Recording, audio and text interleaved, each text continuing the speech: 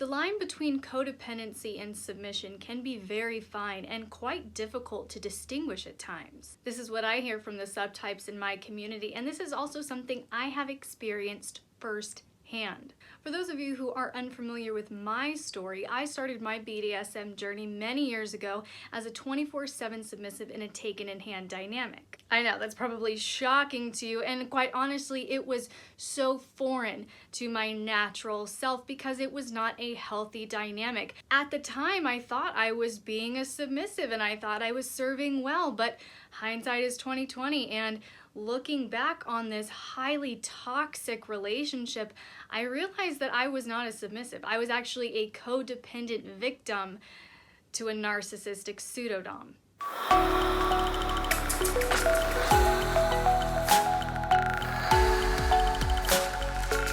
Now, since I got free, I have been actively working on rewiring my mind and my emotions to operate in a healthy and empowering way, and a huge part of that was me stepping into a professional role as a dominatrix. It really started shifting my perspective on how I was allowing myself to be treated and how I was allowing my life to operate. And that's also why I suggest to so many of my switch girls to step into a little bit of your femdom power as you are coming out of an abusive or toxic relationship where you have felt controlled or disempowered. It can serve you incredibly well, but we'll dig into that more in a later video. For today's purposes, I wanted to help you sweet subtypes determine for yourself the health of your submission. So that's why today we're taking a 10-point codependency test together. Before we start this test, I wanted to give you a quick outline of what you can expect over the next few weeks because I've decided to break up this crucial content into a 3-part video series. Today, in addition to taking the codependency test, we're going to start discussing the harmful effects codependency can have on you, your submission, and your dynamic. Next week, you don't want to miss because I'm laying out the biggest, most substantial contrast, the major differences between a codependent submissive and a grounded, healthy submissive. But I couldn't leave you without the solutions. That's why, in addition to these 2 public videos here on YouTube, I have also created a 7-step guide to conquering codependency. Just head over to patreon.com/LXerotica now to access this life-changing content.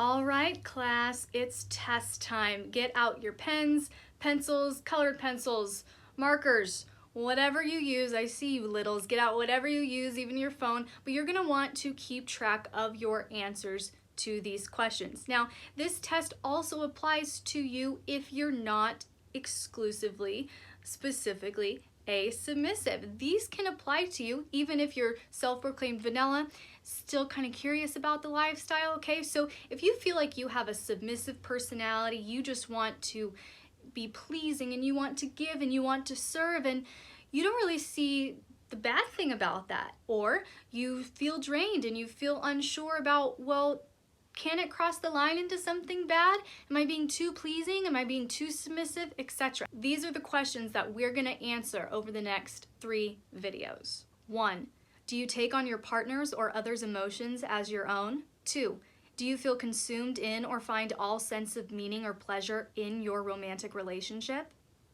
3, do you often feel compelled to fix, help, or change your partner or others?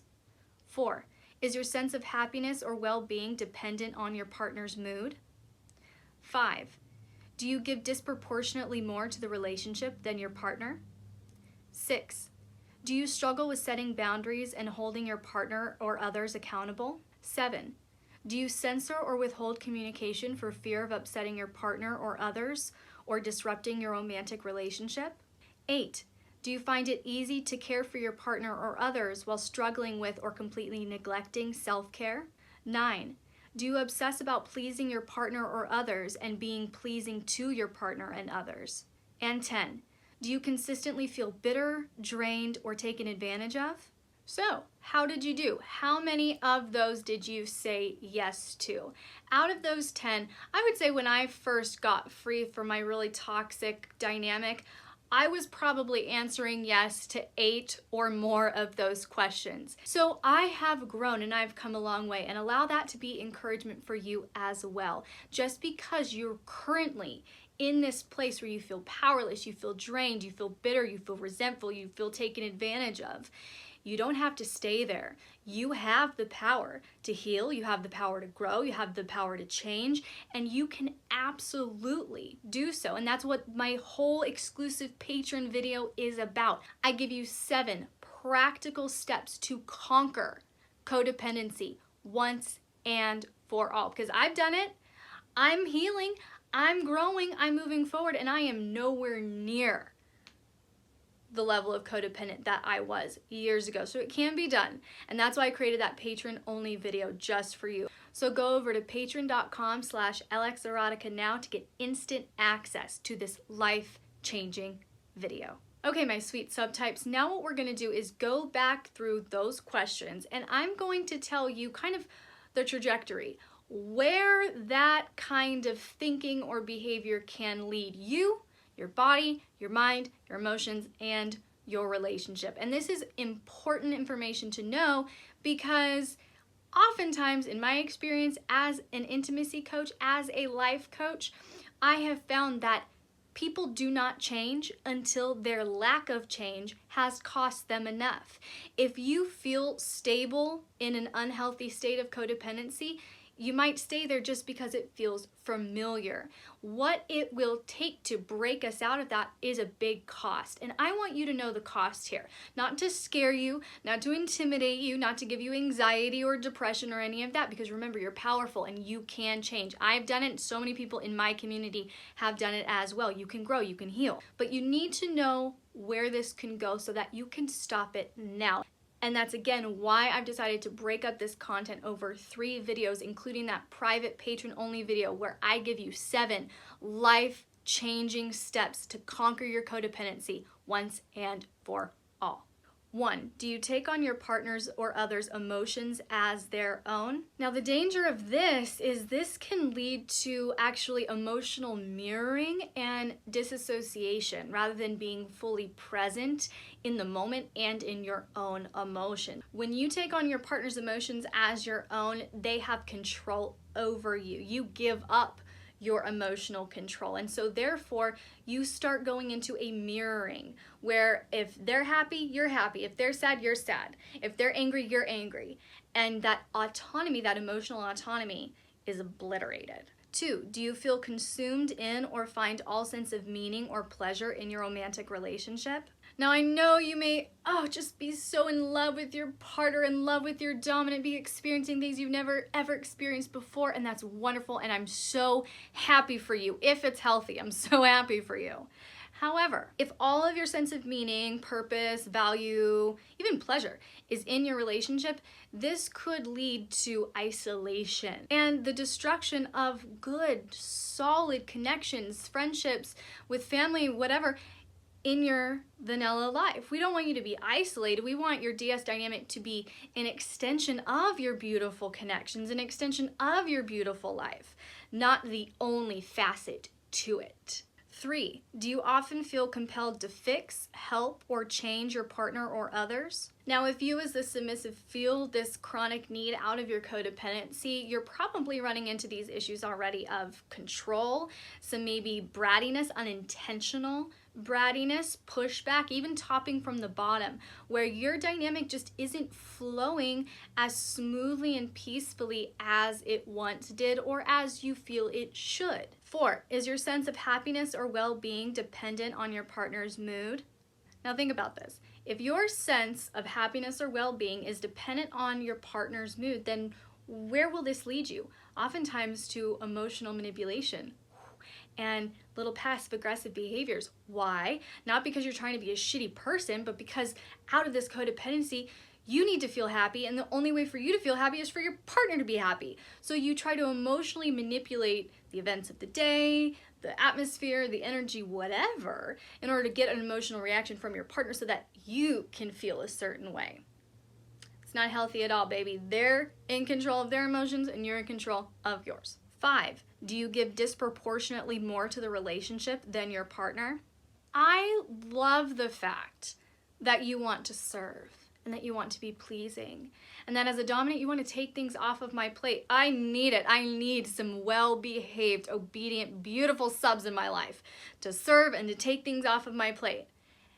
And it's wonderful. Absolutely wonderful. However, if you are constantly on empty because that's all you do is give, serve, and your dominant doesn't put anything back into you, reinvest that energy, etc. into you, and it's totally one-sided and you're giving a disproportionate amount, chances are you're doing so out of a fear motivation, which is where all this codependency comes from. If I don't behave well enough, they're gonna dismiss me. If I'm not pleasing enough, they're gonna dismiss me. Something bad's gonna happen. They're gonna cheat on me. They're gonna find another submissive, whatever. And so we give, and we exhaust ourselves. So make sure that there is a mutual give and take in your relationship. Yes, you as a submissive should serve and help and want to be pleasing more than your dominant. However, your dominant should still be reinvesting into you in some way, shape, or form. 6, do you struggle with setting boundaries and holding your partner or others accountable? Here's the thing about codependency. You may not state your boundaries and you may not reinforce your boundaries, but you have them. And they stay locked in because you don't communicate them, but when someone violates the boundary, what happens? Often we stuff, and then the final straw, and we have explosive emotions. So you have to acknowledge that you have needs, you have desires, you have limits, you have boundaries. You have them. You possess them whether or not you communicate them. So all you're doing by withholding communication is trying to control, again, out of fear. And this can lead to passive-aggressive behavior, again, if you're trying to micromanage and micro-control little things because you don't actually want to confront an issue or assert yourself. 7, do you censor or withhold communication for fear of upsetting your partner or others or disrupting your romantic relationship? Now, as a dominant, I demand full and complete transparency with my submissive. Anything less is deception. Anything less is omission. And deception and omission indicate control. You're trying to control the information I get from you as my submissive because you're trying to either get an outcome or prevent an outcome. And when this happens and this becomes a pattern of omission, deception, withholding, what's going to happen? Disconnection. Because what's the flow of intimacy? Safety, trust, vulnerability, and then intimacy. Into me you see, right? Well, that vulnerability part is going to be shut down because you're hiding, you're withholding, you're deceiving. Again, not because you're a shitty person, you're scared. That's what I want you to see. Fear breeds codependency. So that's what I talk about in my 7 steps that I released for my patrons. A huge part of those 7 steps is eliminating fear. How do you do that? Go watch the video now, patreon.com/LXerotica. Do you find it easy to care for your partner or others while struggling with or completely neglecting self-care? Now this one hits home with me personally. I told you guys about my previous toxic abusive dynamic that was not DS. I was a codependent victim with a narcissistic pseudo-dom. At that time, because I was so highly codependent, I was just giving, constantly trying to be pleasing, but it was never good enough, so it was just more striving, more work, more striving, more work. You think I'm petite now? I was like 87 pounds, children, when I got free. Why? Because this can lead to severe physical burnout, severe physical, medical issues, mental health issues, emotional health issues. If you are so codependent that you don't ever stop to take care of you, if everyone else is so important and you giving yourself any sense of value could cause them to leave you, abandon you, neglect you, whatever, if that's your fear, that will destroy your health mentally, emotionally, even physically. 9, Do you obsess about pleasing your partner or others and being pleasing to your partner and others? Now, I feel like honestly with social media, this one is just like a state that we all have to fight because we always have the ability to be connected and we always have the capacity to receive mass amounts of input from people who don't fucking matter. And so what happens? We're obsessed about the likes, we're obsessed about the feedback, we're obsessed about the validation, okay? Translate this into your relationship. If you're obsessed about all of that all the time, what are you gonna be? Depressed. You're gonna be anxious. You're gonna be so preoccupied with what are they thinking, how do they feel about me, all of these things, that you're not actually going to have any mental real estate left for your own physical, tangible world. And honestly, that's really, really unattractive in both a dominant and a submissive. Mindfulness, attention to detail is so fucking sexy. So when you're paying attention to all of those other voices, what could they think? What do they like about me? What do they not like about me, etc.? What you're going to do is pay more attention, be more concerned about what they want than what I, as your dominant, want. And 10, do you consistently feel bitter, drained, or taken advantage of? When you consistently have those feelings of bitterness, of being drained, of being exhausted, of being kind of resentful because you give and you give and you give and you serve and you're so good, but your dominant didn't do this, or they failed at this, or they looked at you the wrong way, or they commented the wrong way, or whatever, and you absorb these things, it's going to put a lens over your mental and emotional viewpoint toward your dominant partner, where you are now going to look at a potentially really healthy, beautiful relationship and partner through a destructive lens because you're bitter, you're resentful, you're looking at everything through a drained, negative state. And that's why it's so important to be aware of the path that these traits can lead you down, this way of thinking and feeling can lead you down, so that we can stop it now. And that's exactly what we're going to continue doing next week. Be sure to come back and watch next week's video where I'm going to break down the major differences between a healthy, grounded submissive who feels empowered and good and is loving life with their dominant, and a codependent submissive who feels out of control, drained, bitter, and is questioning a lot of things in their relationship. You do not want to miss that video.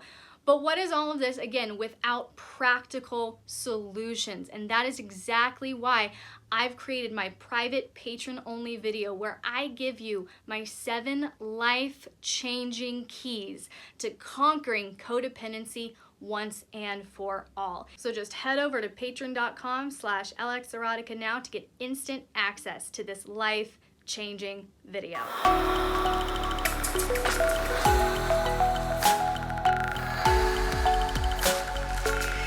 Well, that only took 20 takes.